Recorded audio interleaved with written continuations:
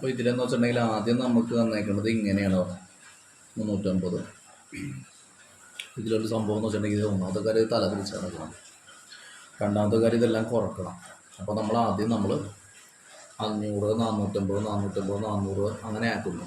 എന്നിട്ട് 97 നിന്ന് 95 കുറക്കുക, അപ്പോൾ 22. പിന്നെ 95 നിന്ന് 90, 90 നിന്ന് 80, 80 നിന്ന് 60, 60 നിന്ന് 30, 30 നിന്ന് 12, 12 നിന്ന് 4 അങ്ങനെ എടുത്തിട്ട് നമ്മൾ പിന്നെ ഇതുപോലെ അനാലിസിസ് ഗ്രൂപ്പിംഗ് ടേബിൾ ഉണ്ടാക്കണം. ഗ്രൂപ്പിംഗ് ടേബിൾ ഉണ്ടാക്കിയിട്ട് ആദ്യം ഇത് എഴുതിയിട്ട് പിന്നെ ഫ്രീക്വൻസി എഴുതുക.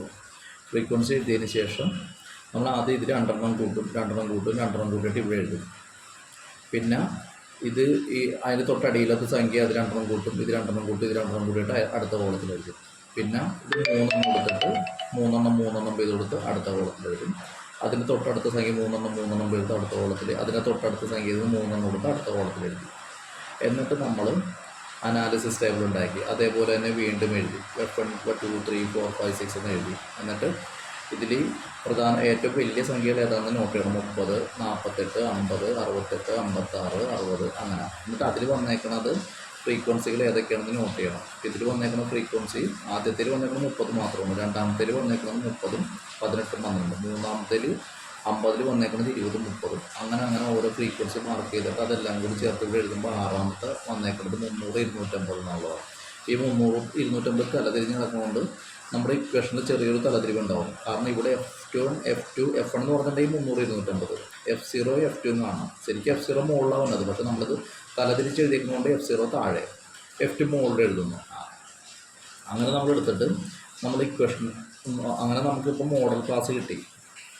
അപ്പോൾ ആ മോഡൽ ക്ലാസ്സിൽ ഇതാണ് സംഭവം. അപ്പോൾ അങ്ങനെ അവിടെ നമുക്ക് മോഡൽ ക്ലാസ് കിട്ടി. ആ മോഡൽ ക്ലാസ് 300, 250 അപ്പോൾ അതിൻ്റെ L1 ലോവസ്റ്റ് ഇതെടുക്കും. അപ്പോൾ 250 എടുത്തു പ്ലസ് F1 എന്ന് പറഞ്ഞാൽ നമുക്ക് കിട്ടിയേക്കാം ഫ്രീക്വൻസി 30 പ്ലസ് മൈനസ് F0 തൊട്ട് 18 കാരണം വെച്ചിട്ടുണ്ടെങ്കിൽ തലതിരിഞ്ഞാണ് ഈ ഓർഡർ കിടക്കുന്നതുകൊണ്ട് തലതിരിഞ്ഞാണ് എടുക്കാനായിട്ട് നമ്മൾ. പിന്നെ L2 മൈനസ് L1 എന്ന് വെച്ചിട്ടുണ്ടെങ്കിൽ ഈ വലുതിൽ നിന്ന് ചെറുത് കുറക്കുമ്പോൾ എത്ര കിട്ടണം എന്നുള്ളത് അത് നമ്മൾ എഴുതാം. അപ്പോൾ അതെല്ലാം ചേർത്ത് 250, 30, 18 എന്നൊക്കെ പറഞ്ഞ് എഴുതി.